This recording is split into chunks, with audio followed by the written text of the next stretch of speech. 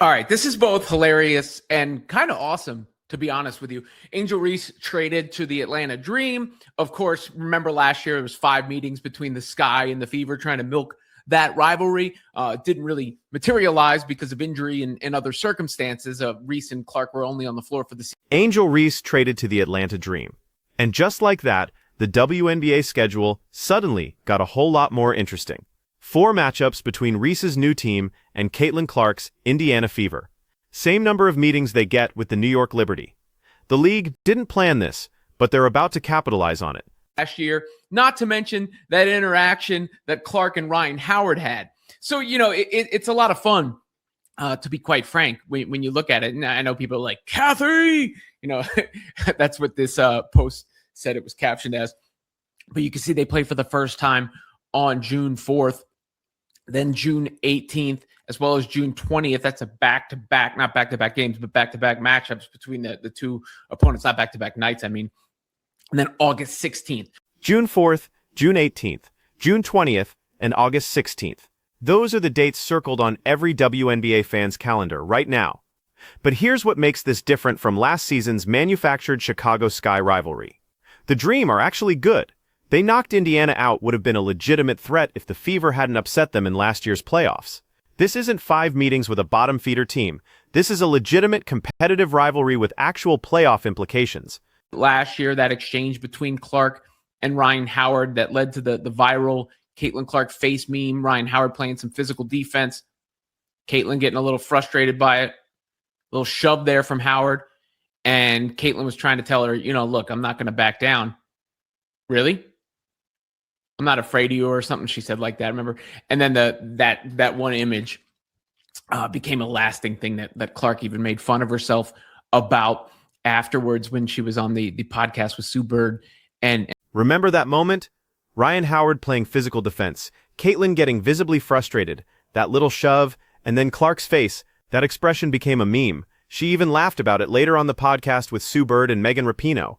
But in the moment, you could see it. Clark was telling Howard she wasn't backing down. The tension was real, even if they played well together on Team USA afterwards. And Megan Rapinoe. Now, Clark and Ryan Howard played really well together on Team USA.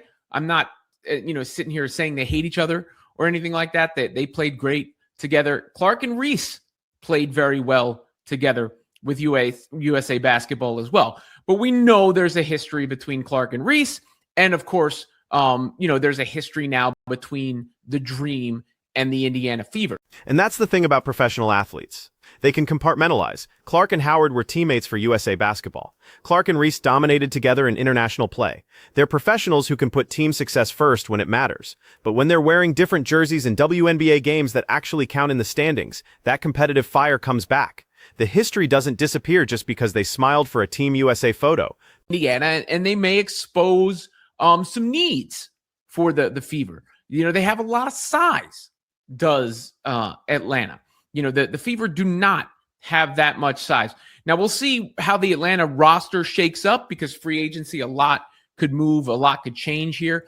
But Bree Jones was on that team last year, obviously. Maybe Hillman, they can't afford to bring back. We'll see how that goes. Brittany Griner, I don't think they should bring Brittany Griner back personally, or at least she should be on a much different role,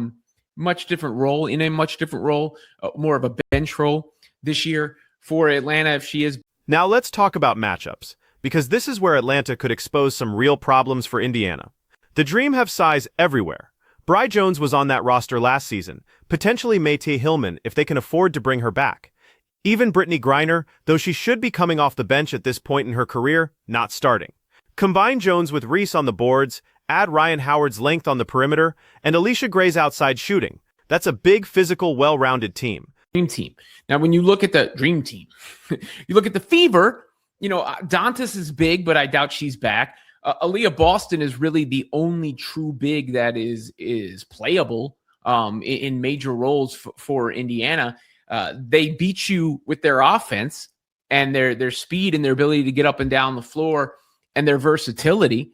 The Fever with Clark running the show And if you flank her with Kelsey Mitchell and that the pick and roll combo with Boston and Lexi Hull out there to do some 3-and-D, we'll see what happens with Sophie, as we've mentioned. But the Fever should have plenty of offense, plenty of versatility in that sense. The Fever counter with speed and offensive firepower. Aaliyah Boston is really their only true playable big in major minutes. Damiris Dantas is solid, but unlikely to return. Indiana wins by pushing pace, running Caitlin Clark pick and rolls with Boston, flanking her with Kelsey Mitchell scoring, and spacing the floor with Lexi Hull's 3-and-D game. They've got offensive versatility for days. But when Atlanta slows them down, forces them into half-court sets, and pounds them on the glass, what's the answer? That the Fever might have for some upgrades. And that's not like a diss. Every team should be trying to make upgrades in this offseason because, the core of the Fever is out of control good. They should probably be the favorites are right there going into the season just based on that idea.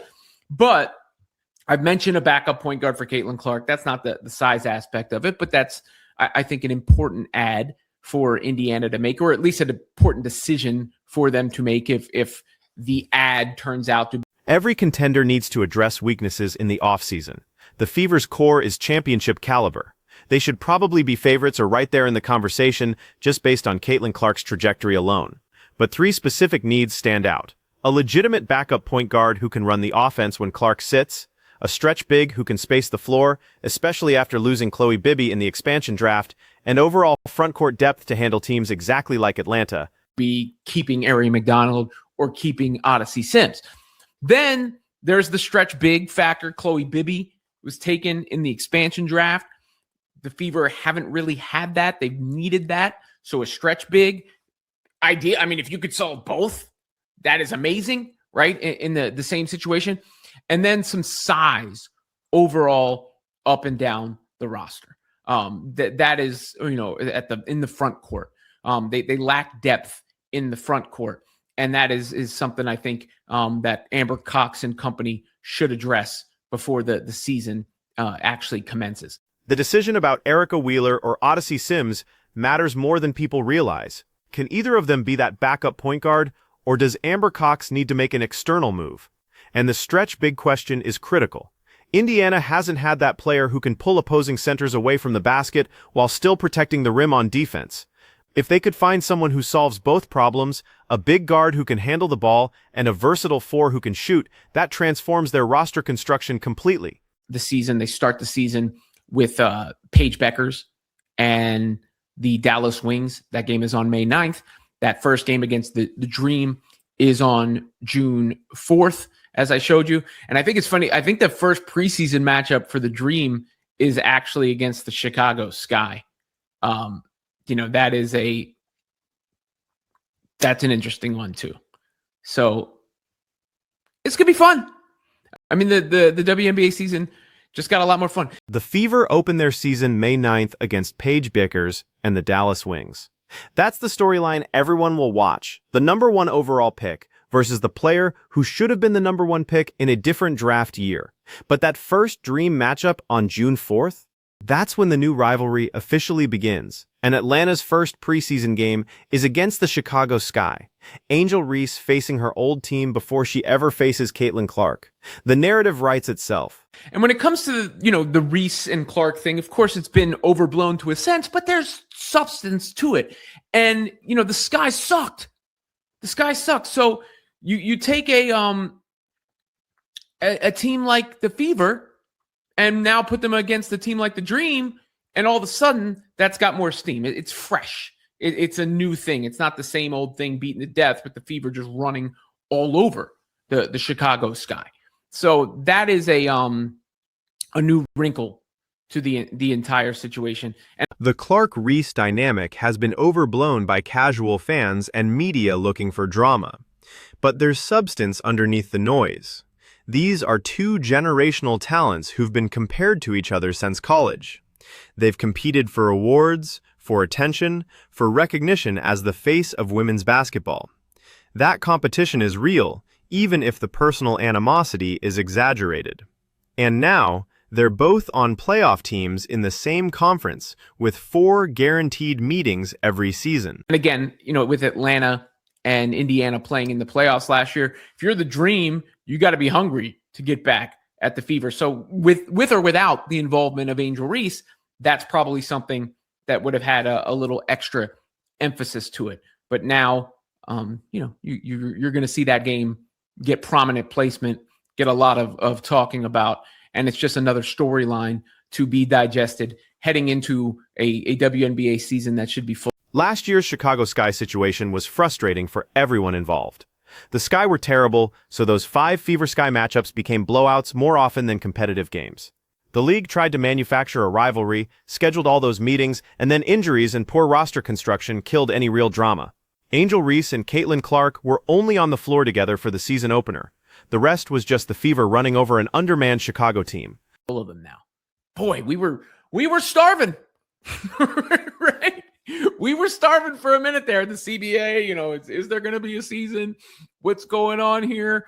Nothing to really talk about.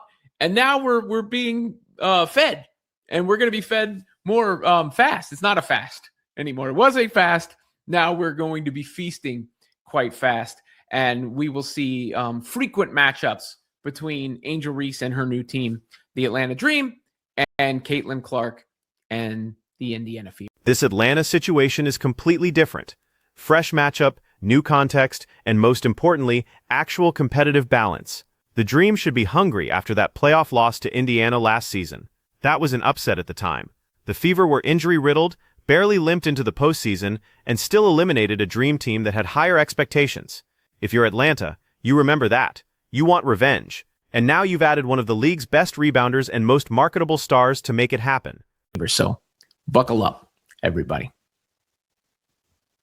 The schedule placement matters too. These games are going to get prominent time slots, national television coverage, and maximum promotional push from the league.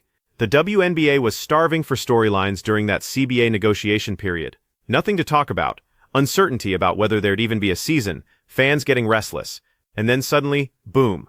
New CBA gets done, expansion draft creates movement, and Angel Reese lands in the perfect spot to create appointment television. Here's what makes this significant beyond just the Clark-Reese angle. The WNBA needs multiple compelling rivalries across the league, not just one manufactured matchup that gets forced down everyone's throat. Liberty Aces is established. Lynx Sun has history.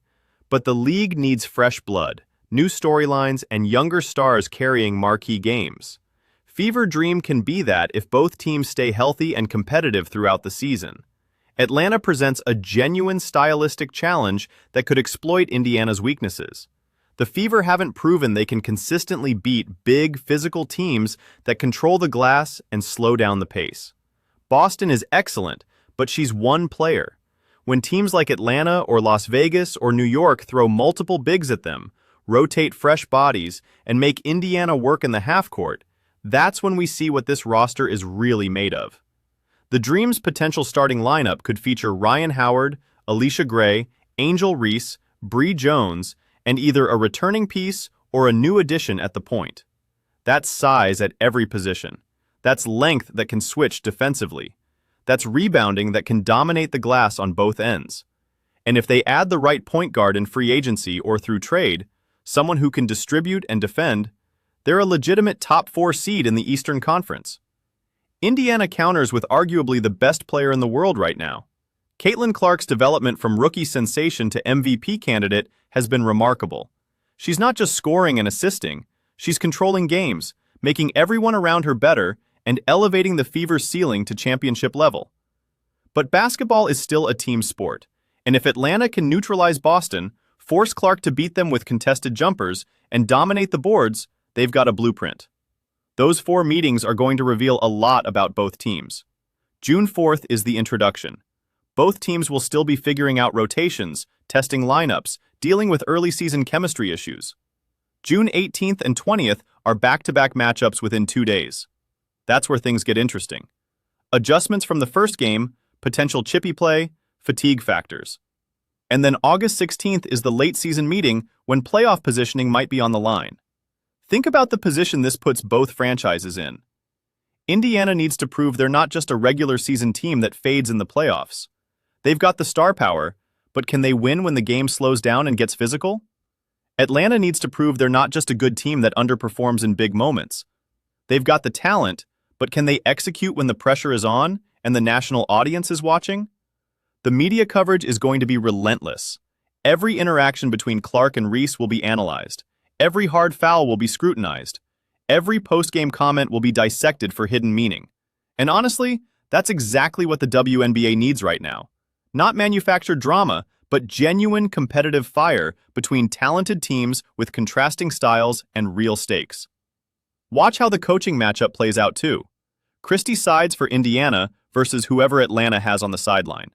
The strategic chess match matters. Does Atlanta try to speed up and match Indiana's pace, or do they slow it down and make the Fever play their style? Does Indiana go small to maximize spacing, or do they try to match Atlanta's size and risk losing their offensive identity? And here's the thing about beat reporters and local media. They're going to create narratives around every single one of these matchups. The build-up starts weeks in advance. The post-game analysis lasts for days. The social media content writes itself. 4 guaranteed meetings means 4 guaranteed news cycles, 4 chances for viral moments, 4 opportunities for the league to showcase its best young talent on the biggest stages. Scott Agnes and the Indiana beat writers will have their angles. The Atlanta media will have theirs. National reporters will parachute in looking for controversy. And somewhere in the middle of all that noise, 2 really good basketball teams are going to compete for wins that actually matter in the playoff race. That's what makes this work. It's not just hype. There's substance underneath. So buckle up, because the WNBA just got a whole lot more interesting. Angel Reese to Atlanta creates the rivalry the league didn't know it needed. Not forced, not manufactured, just good basketball with compelling storylines and real competitive stakes. 4 meetings between the Fever and the Dream. Mark your calendars. This is appointment television, and it's going to deliver drama, highlight plays, and genuine playoff implications all season long. The question isn't whether these games will be must-watch. They will be. The question is, which team uses these matchups to make a statement? Does Indiana prove they're the class of the Eastern Conference regardless of matchup? Or does Atlanta show they've got the formula to slow down the Fever and position themselves as the biggest threat to Indiana's championship aspirations? We're about to find out, 4 times, starting June 4th.